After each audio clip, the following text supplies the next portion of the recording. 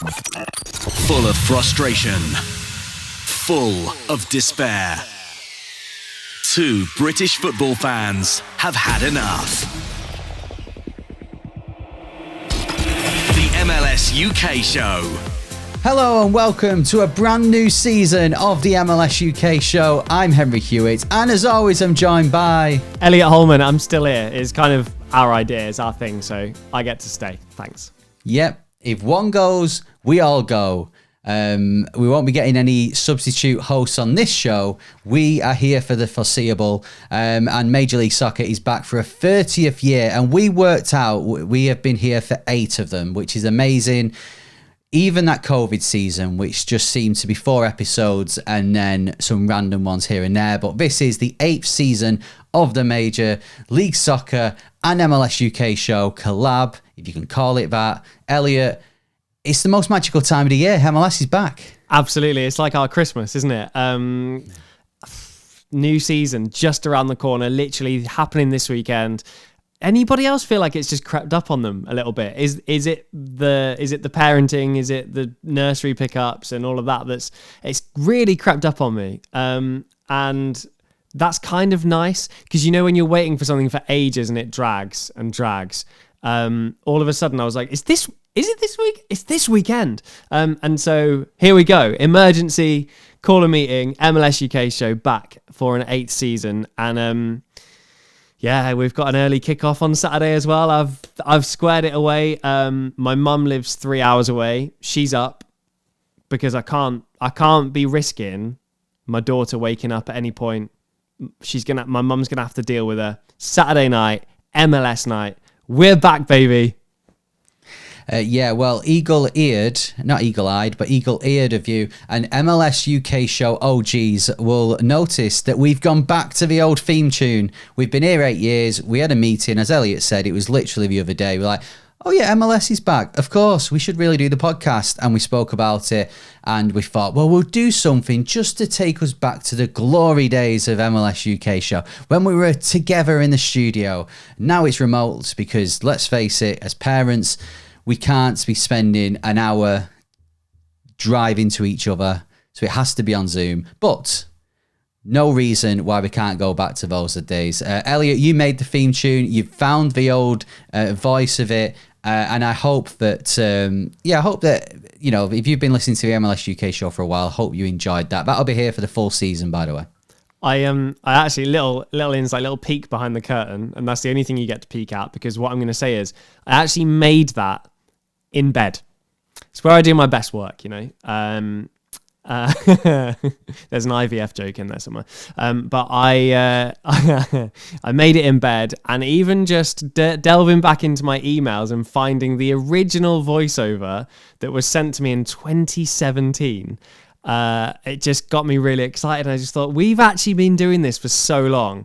And I was doing a little, I was part of like a meeting and doing a little talk on podcasts a couple of months ago. And one thing that someone said there was the average podcast lasts 4 episodes. 4 episodes. People go, we should start a podcast. So here we are, slightly more than 4 episodes in, and I hope you're as excited as we are, because I feel like we've got a clear run at it this year. Like, I'm getting used to this parenting malarkey. You know, got a lot more time. This is going to be my year for MLS. I'm so excited. So if you are new to the MLS UK Show, I feel I should explain the theme tune, full of frustration, full of despair. That was how we felt, as I'm a Bolton Wanderers fan, Elliot's a Norwich City fan. That's how we felt watching our English teams. So we then turned to Major League Soccer. We still watch our English teams. The starter to my MLS main course on Saturday will be me going and watching Bolton Wanderers versus Leyton Orient in League One. Yes! Massive. So we still do watch them. We will reference them, but of course we are really into Major League Soccer, and we can't wait for MLS 30. Something I also need to add, and this is for people who have listened to the MLS UK Show, and we've had quite a few messages, as we always do in pre-season, and we need to address this. This is our preview episode to the new season, but someone who you have been used to hearing in these preview episodes, sadly, will not be on this one. But she will be on next time because Poppy's Kit Reviews return for episode 2 of the series. We wanted to dedicate this episode purely to what is going on the pitch instead of what teams are wearing. If you don't know, my wife Poppy has a very interesting take on the jerseys every single year. She will be back next time. And this is the point where everyone switches off and says, I'll just come back next week. I know how popular Poppy is. However, I think we've got a lot of soccer ball to talk about, a lot of moves, a lot of changes in MLS, and a lot of things that are going to stay the same as well. And a few things that are really worrying me, like Atlanta United. So we're going to look at the Eastern Conference first, and then we'll look at the Western Conference later in the episode. So Elliot, you mentioned them there, Atlanta United. What a close season it's been for my boys. I'm so excited for this season. I've not been excited to watch Atlanta since Miggy left. This is the year he's back, and I can't wait to see how they do this year. Some great signings. You're an Orlando fan. You must be worried. I am worried because I don't know. Part of me enjoys it a little bit as well. I think the best situation, not just for this podcast, but for MLS and for fans of both teams, is when both teams are firing on all cylinders. When Atlanta were really at their peak, Orlando very much weren't.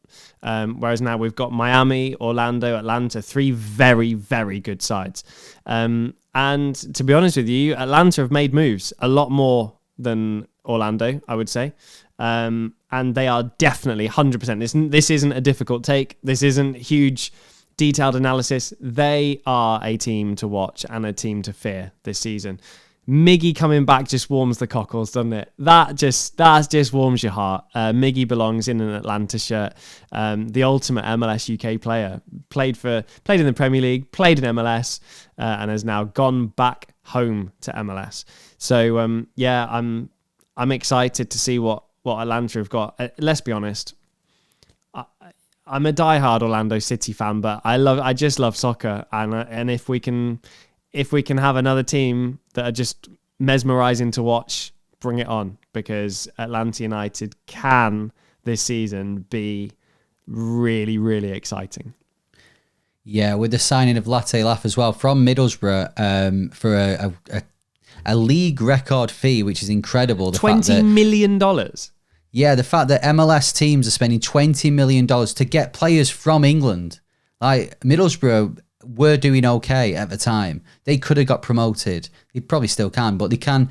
They can get promoted. They could be in the Premier League next year, and Atlanta have took one of their players, their main striker. So, it's if you'd have told us that 8 years ago, Elliot, I don't think we would have believed you. But it's been a great close season for Atlanta, building on the positivity from the playoffs, because if you go back and listen to how I was feeling at the end of last season, very despondent about Atlanta, just scraped into the playoffs with a win at Orlando, which I did not think was going to happen. Then I'm not even going to lie and say I had any hope that they'd go through against Inter Miami, which they did, after then knocking Montreal out as well. So it was an incredible playoffs. Ignore the fact they lost then to Orlando, but an incredible playoffs, and they've just built on it. And, I think we are going back to Atlanta 1.0, but Atlanta that won MLS Cup, where they are just going to be attack. Defense, I don't think Atlanta are going to concede the least goals in the league, put it this way, but I think it's going to be exciting. And I think as well, this Atlanta team is going back to what we used to at the bends when they're on the front foot. They are going to be great to watch. Can they go away to a Philly on a midweek game and win 1-0, grind that out? I don't think so. But at home, they could win 4 or 5-0. I think Atlanta are goals for me this season. Brad Guzan is an MLS UK Hall of Famer, of course. Premier League, MLS, he's boxed them both off. For me now, I think it was time. I think it was the time, and Atlanta haven't moved on from Guzan. The defense and the goalkeeping spot, I think it's just a fact. I don't think it's really up for debate. That is a weakness. And so you're going to concede but you're going to score a lot of goals. It's going to be box office. It's going to be box office. We did think after Guzan got that injury last year that might be the last we've seen him, but it isn't. He's back. Well, let's move on to your team then, Orlando City. Of course, Torres, you lost him in the close season. You have made moves to replace him. How are you feeling going into this year? I don't think you replace Torres. I think if you look at the amount of goals that he scored for Orlando over 2 seasons, if you were say he actually left 2 years ago and instead you said, oh, we can bring in Messi, I think you'd be skeptical that Messi would score as many goals. Like he was that instrumental. Obviously Messi has arrived and has been incredible, predictably, but I think you'd be very hard pushed to bring in a player that's going to score as many goals, bring as many goal contributions to a team. So that's immediately a worry, regardless of who you bring in. Now, they have spent big money to replace him. It just remains to be seen because it's going to be really, really difficult. He's a tough player to replace. Easily one of the best forwards in the league last season. And there was a lot of very good forwards in the league last season. So immediately that's a downside. And for me, fairly weak in depth, Orlando, and we talk about this a lot, and we always have done over the last 8 seasons. Depth, so important. So much travelling, so many plastic pitches, a real high intensity in MLS these days as well. So depth is a worry for me with Orlando, and it seems like Rodrigo Schlegel is still a starting centre-back. And we all know he's a better goalkeeper than he is a centre-back. I think for Orlando, last year was the year. That was your opportunity to get to MLS Cup. They just seemed all the teams above them in the regular season standings just were being knocked off in the early stages of the playoffs. And then you got Orlando get into that conference final at home against Red Bulls, and you blew it. And, I know Orlando have won a US Open Cup, but it does seem that Orlando are always the nearly men, and you've got to turn that around. You've got to get that final push. It's going to be difficult this year because you'd fancy that those teams that finish above them, if Orlando are finishing 4th or 5th again, I don't think you're going to get all 4 of them teams above them knocked out early doors in the playoffs. That might be a bit of a freak situation, but I think Torres is going to be a big miss. Obviously, a lot of pressure on the players they've brought in. Question marks over the defence as well. So I think there's a question mark over Orlando. I don't doubt you'll make playoffs. In fact, I would be. I still think you'd get your home game in the playoffs. But it's. I just worry that last year was the year, and then this year there's going to be a hangover from that. I think it's really fair. I think last year I was very vocal. That was the opportunity. And let's not forget, Orlando, the last few seasons have started terribly. Went on an incredible run in the last, back end of last few seasons, which has got them into the playoffs and got them a home tie. But imagine where they could have finished if they'd have started well. So that's what I'm looking for from this side, because this side isn't as strong.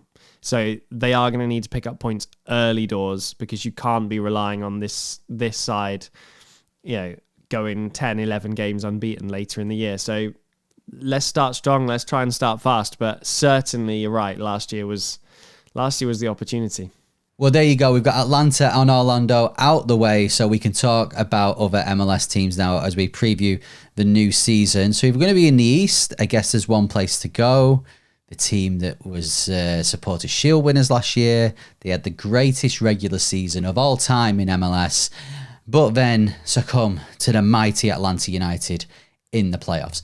Inter Miami are back. Messi's back. Suarez is back. Busquets is back. Jordi Alba's back. They're all back, but this time they're being joined by a new head coach, their former Barcelona teammate, shock horror, Javier Mascherano. So Mascherano was Argentina's under-20s manager. They got to the quarterfinals in the Olympics last summer.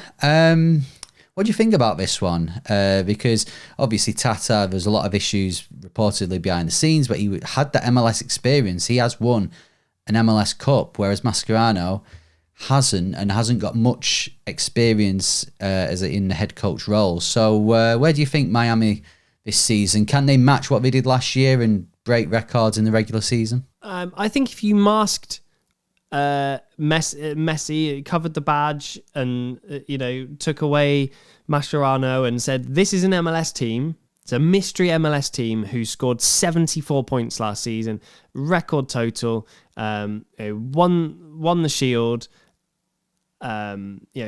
Scored a broad range of goals from some very, very good attacks. Looked really good. Can they do it again? MLS says no. History tells us no, and they're going to have to go out and work twice as hard. You get found out in MLS very quickly.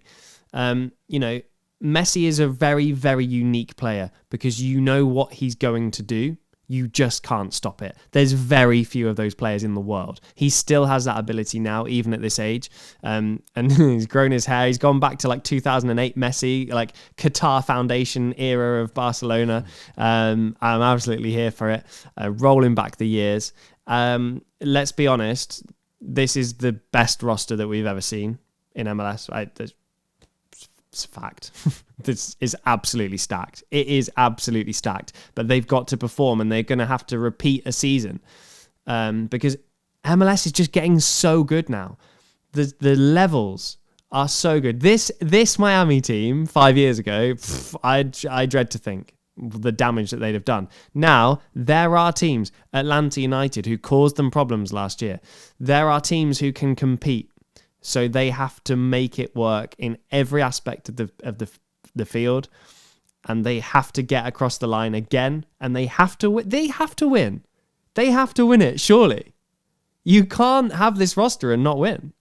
Yeah, I mean, they've got to win with Messi in the squad, and every year it goes by where they don't win, then you're a year closer to Messi leaving. And I think if Leo Messi does leave without winning MLS Cup, that'd be a massive failure on Inter Miami's part. I think, and I said this actually, we spoke to Andrew Weeby at the end of last year, and I said that I feel that Miami this year will be a bit of a cup team. I think that they'll concentrate, they'll get by, they'll obviously get playoffs, they'll finish quite high up in the Eastern Conference, but it wouldn't surprise me if they didn't win the Eastern Conference. I think they'll treat the cup competitions and think, whereas last year they smashed it in the regular season and then fell short in the playoffs, they'll go, right, okay, let's analyse it this year. If we finish in the top four, we get 2 home games in the playoffs, in the first playoff stage. So really, we just need to get there. So as a result, why waste, Leo Messi towards the end of the season? Why not rest him? But I think what we need to remember as well with Inter Miami, and this is it's probably more pressure on them, far more pressure to do well in this than there is Seattle. You've got the Club World Cup coming up in the summer. Now, if Seattle lose every game and go out, no one notices. If Inter Miami do, suddenly with Leo Messi, people are noticing. So I think that Miami will look at that. They'll look at that'll be their main focus in the first part of the season, and then afterwards they'll concentrate on seeing where they can get in the conference. So I think there's so many this year, these sort of little subplots that are happening, and I think as well with the Champions League, that's already started. Miami beat SKC this week 1-0 with Messi scoring. When they finally decided to play the game, I noticed they postponed it for a day because rumours were Messi didn't want to play in the snow. And they'll want to win that as well. Of course they will. So, it's a big cup year for Miami.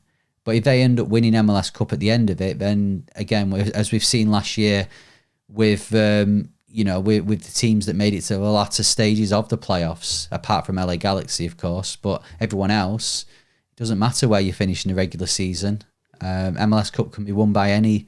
You could finish 9th in your conference and still win MLS Cup. Agreed. And I think no matter what they win, US Open Cup, FIFA Club World Cup, Champions League, if Messi retires and hasn't won MLS, I don't think that gets forgotten. So they've got to get busy and they've got to get lifting that trophy.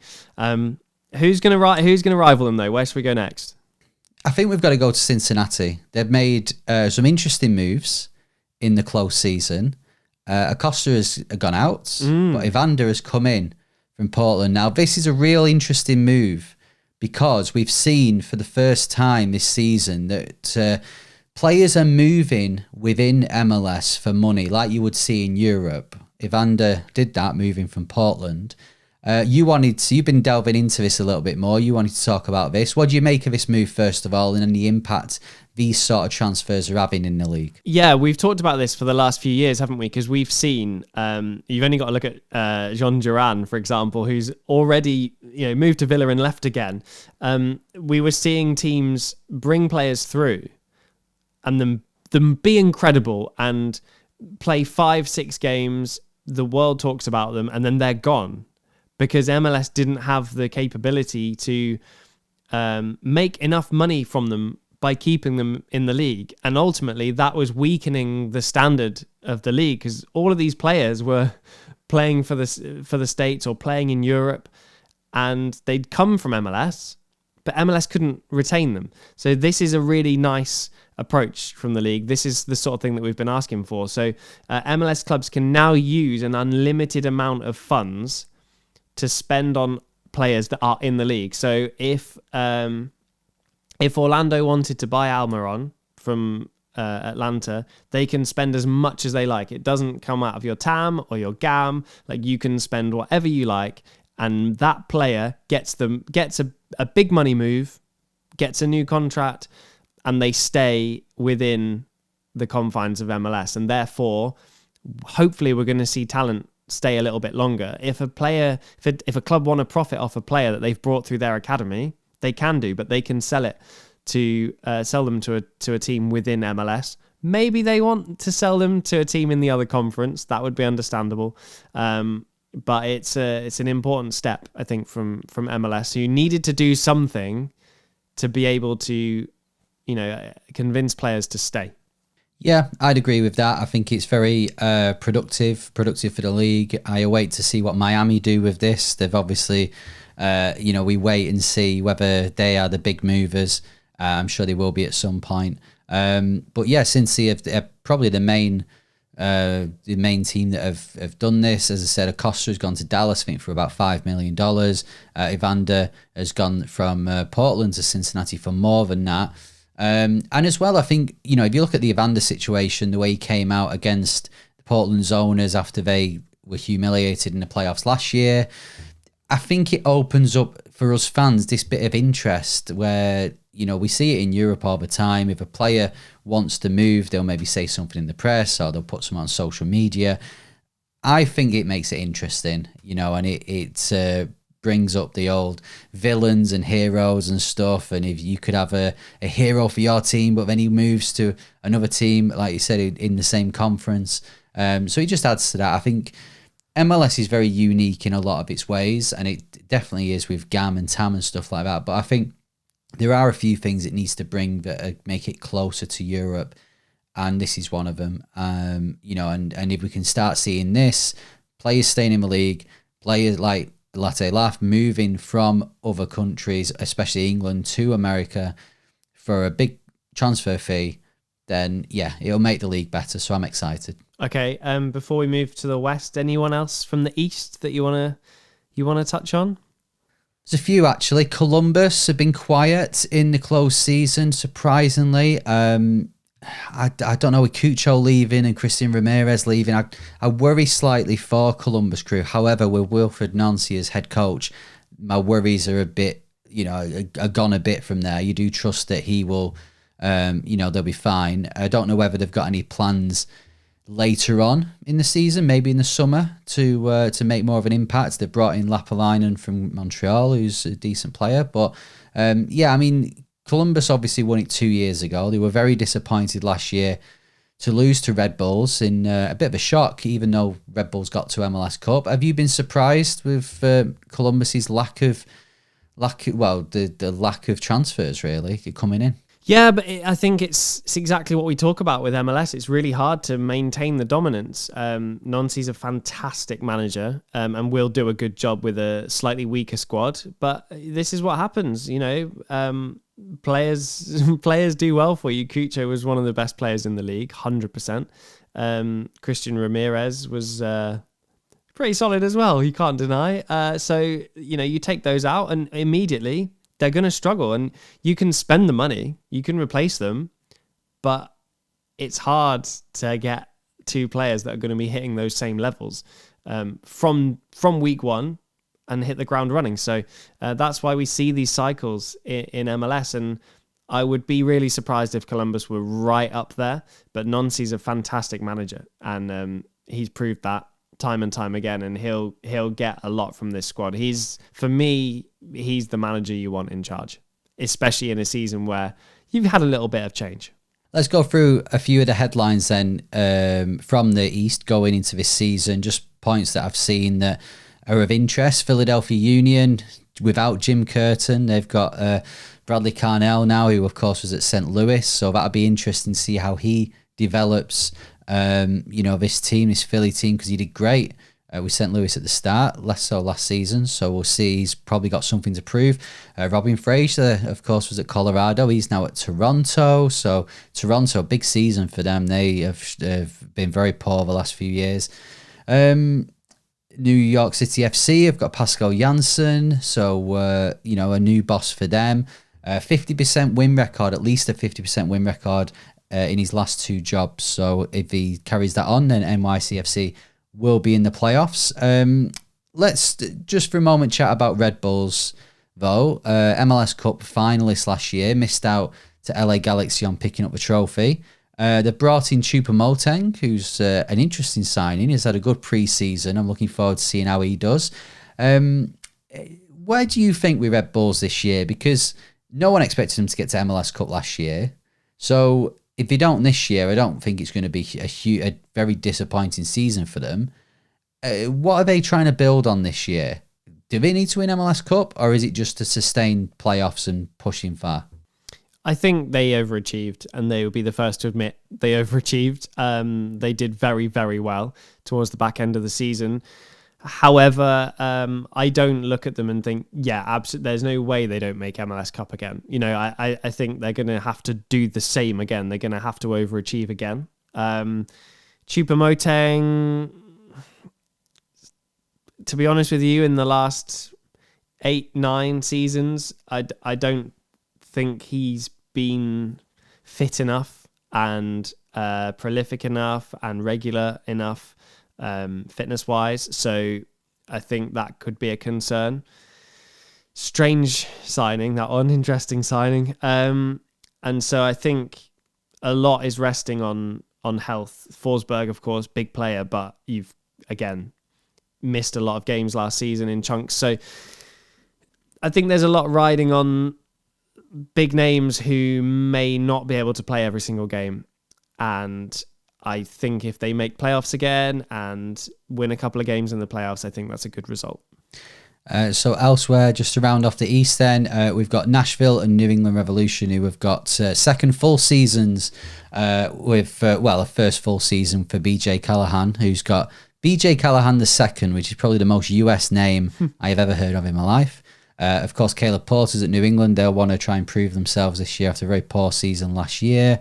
Montreal got a new head coach, Laurent Courtois, who's coming in from Columbus Crew 2.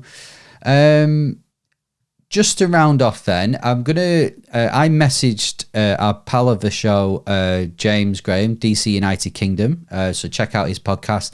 Not even if you're just a DC fan, but if you're an MLS fan. And I wanted to hear his expectations for this season. So this is what he messaged back. He said, the big question for DC this year is where they will finish. With all the personnel changes in the squad, totally new goalkeeping department, new defence, midfielders, attackers, it's a true unknown where they will finish. He thinks, though, that they will get in the playoffs. I'm going what James says. He's the expert on this. But DC, 10th in the East last year, missed out on games won to Atlanta in the end to get into the playoff elimination. I don't know. I think DC are going to be probably in a similar position. I agree. And letting Matthias Klitsch go was weird. Also, they really suffered financially in that deal. Terrible deal. Really, really bad deal. Don't understand what was going on there. So presumably something was up behind the scenes. Just desperate to get that move done at whatever the cost. Benteke was immense. Absolutely immense. And it just shows how bad they must have been.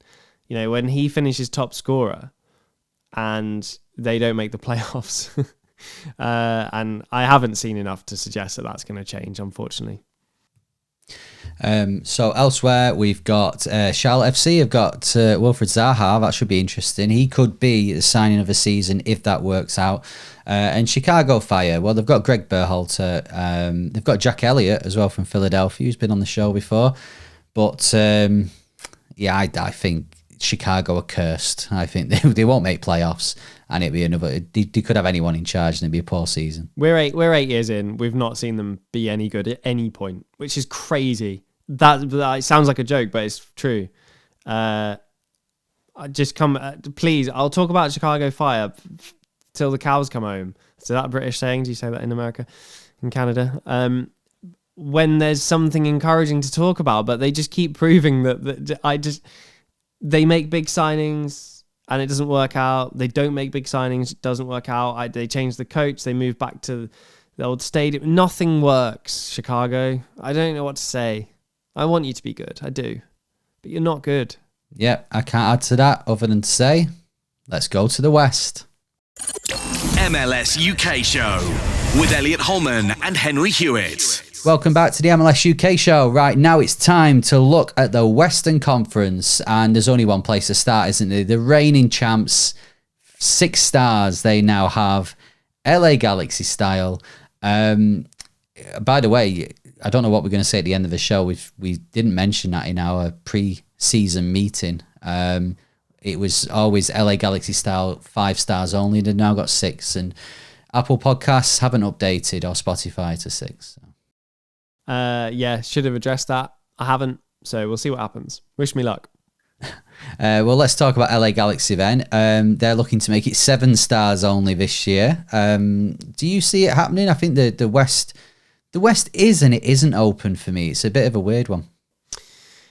Yeah, I mean, they did what they did with Ricky Puig missing, but of course he wasn't missing for as much of last season as he's going to be missing in this one. So a torn ACL, there's no amount of magic sponge or deep heat that's going to heal that any quicker. So they're going to be without him, going to be relying on Marco Reus, of course. They've got Diego Fagundes for backup to Reus, who's not going to play every game, let's be honest. And something that I haven't seen too many people talking about, Paintsil, who I love, who's just been so productive, so great to watch, is actually out for a couple of months at least at the start of the season, which is a little bit of a worry. Lost Joveljic, but he wasn't really instrumental. Delgado's gone.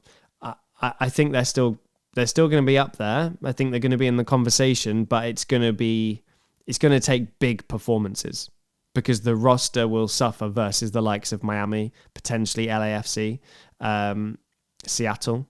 So it's gonna be big performances, and they're capable of big performances. So it's an exciting one. It's intriguing, this one. To be honest, I couldn't disagree with anything you've said there. That was actually probably where I was going to go with it. Is that, you know, they've brought in Christian Ramirez from Columbus, but you know, Sean Davis from Nashville is a bit of MLS experience. But yeah, I think sometimes for me, when you win something, you need to push on. You need to move on. And okay, Galaxy will argue, well, we've got Ricky Puig, we've got Paintsil, and obviously they're not there at the start of the season, but they will be towards the end of it.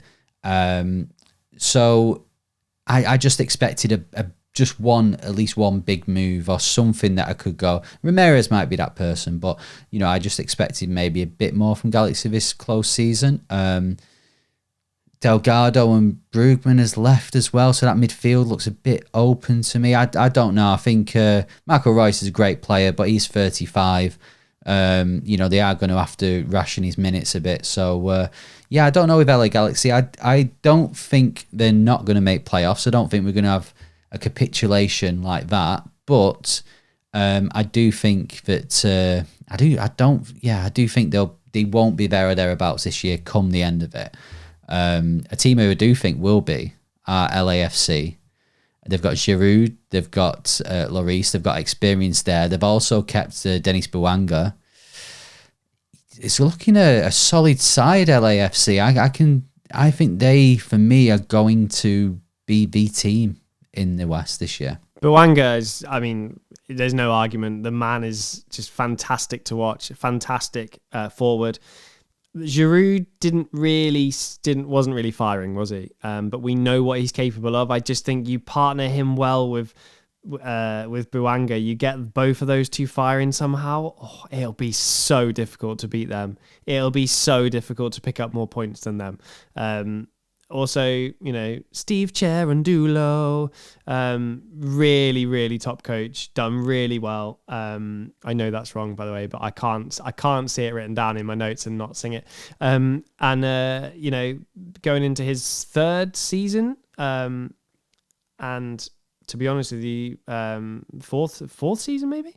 Yeah, he is a difference maker, like Wilfried Nancy. For me, I think he's a real talent, and the US should definitely be looking in his direction, if I'm honest. But Bouanga, Giroud, top coach, possession side, all out attack is what I want to see with Bouanga. So positive all the time, wants to go forward. Could be exciting, this one. Yeah, and Ibobasi is coming from San Jose, which as a backup striker in this league is not a bad acquisition as well. I think Seattle are their challengers this year. The same names keep on coming up in this Seattle team. You know, even the head coach Schmetz has been there since 2016, I think 2015. So they've got the Club World Cup as well. As I've said before, I don't think there's much pressure on them as there is into Miami. So I think they can just go and enjoy it a little bit. I don't think it's going to impact their league season. Seattle, I'm putting them as a challenger just based on that it's the consistency.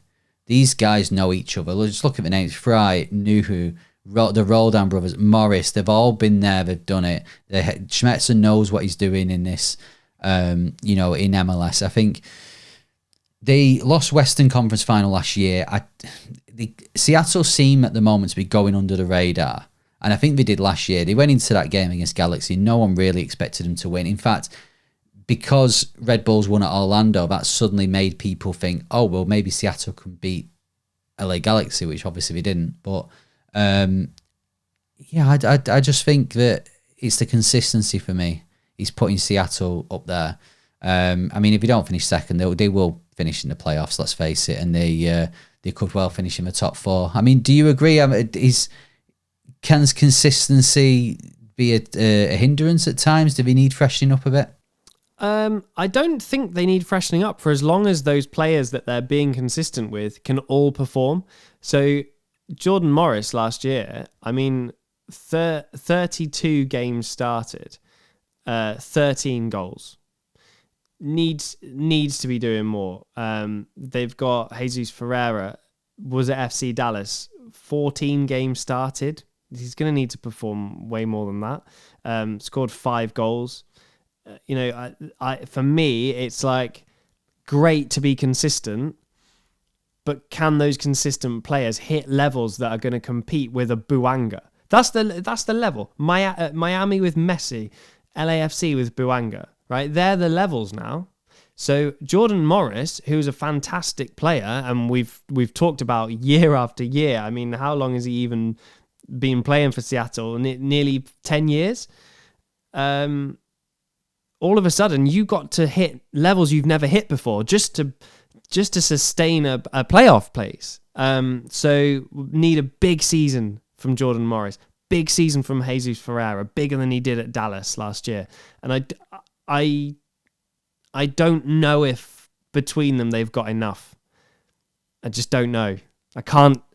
I think Seattle will do really well this year, but I don't think they challenge because I think that's too weak. I'm sorry.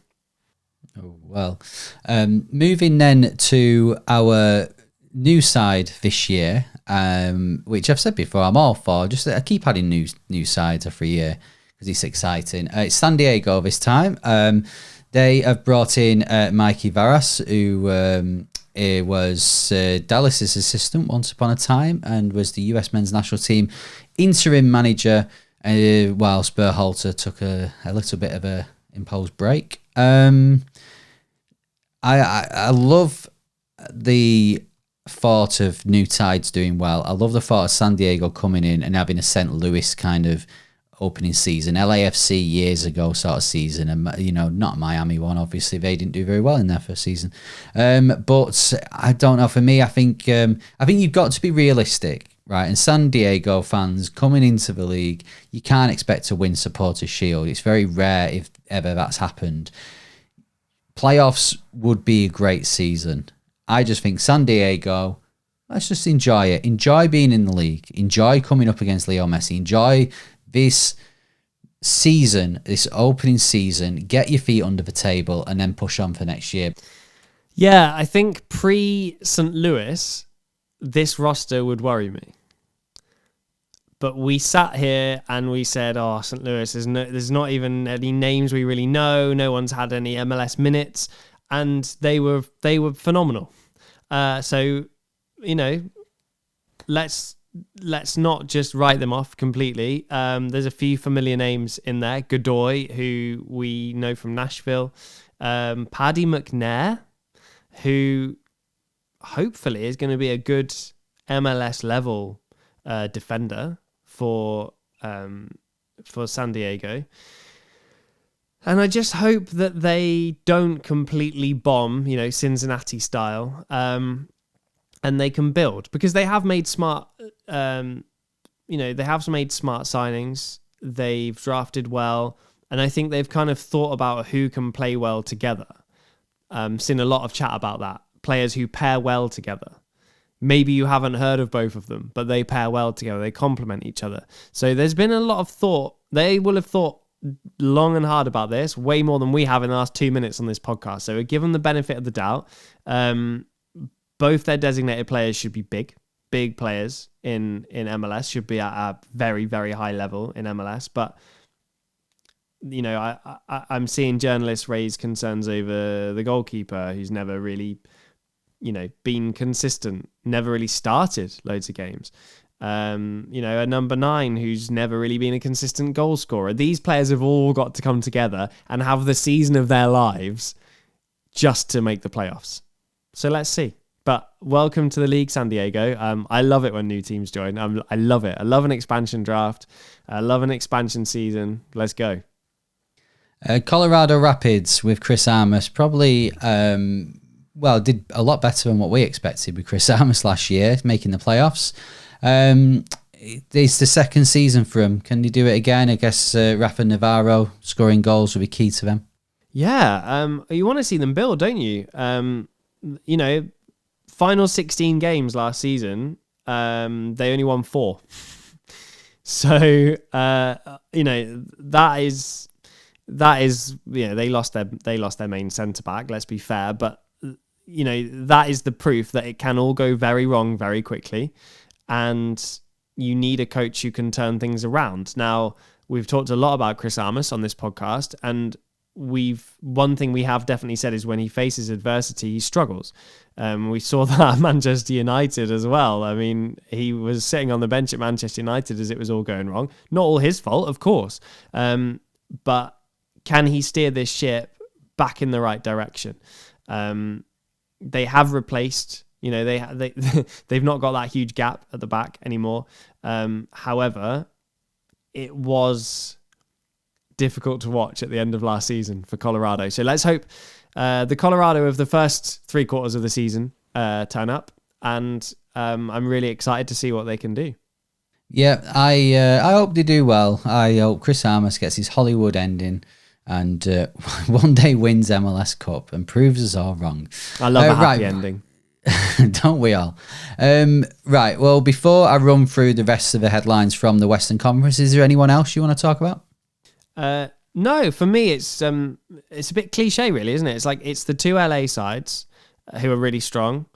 Seattle, we've got the newcomers as well, San Diego. And so, yeah, I think over the next couple of weeks, we'll be able to examine some of the other sides. We'll be able to see who's maybe a bit of a surprise package. Maybe there'll be some teams who have let us down a little bit versus our expectations. But we've got a whole season. We can dive into all of these at a later date. Yeah, well, I think the big news in the West really is the head coaches. Of course, San Jose Earthquakes have brought in Bruce Arena. They've also brought in Josef Martinez as well. So really interesting season for San Jose coming up. Peter Vermees at SKC. They've made a few good signings, but it's got to be this season. They've got to turn it around because we've kind of been saying on this podcast, haven't we, for a while, that Peter Vermees has probably had his time at SKC. Austin FC have brought in Nico Estevez, who of course was at Dallas last year. They've also brought in Brandon Vazquez, is a nice return to MLS for him. And Uzuni as well from Granada. I'm looking forward to seeing how he does. Driussi's gone out though for them, so he'll be a miss.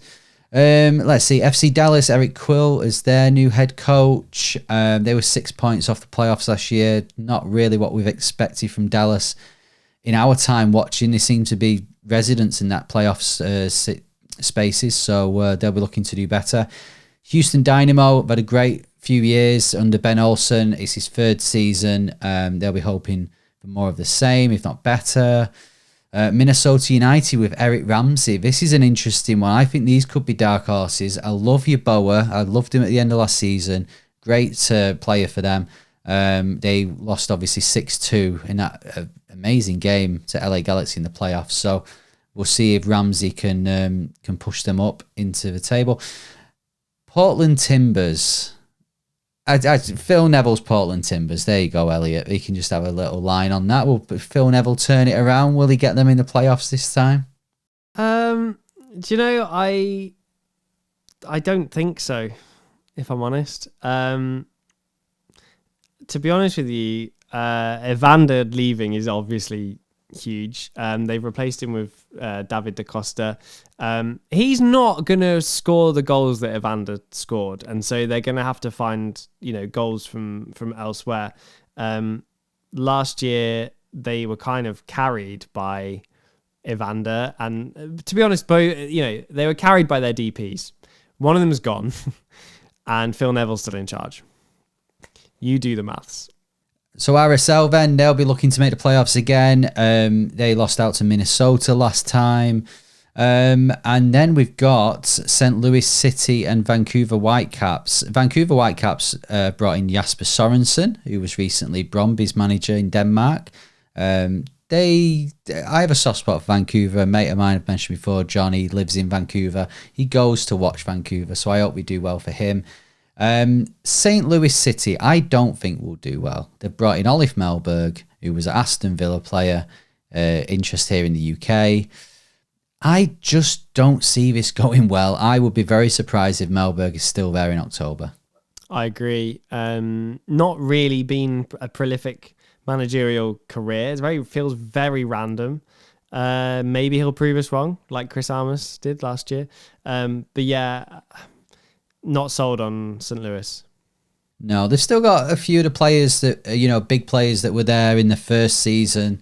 Hopefully for them, the original will be better than the sequel season, because last year they were 10 points off playoff elimination, the eliminator. So, yeah, I just don't see it happening, no. I hope so. I like St. Louis City. I love the stadium. I love the colours.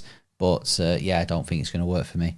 Right, well, that's our preview of the West. I hope we've covered as much as we can do in the time that we've got.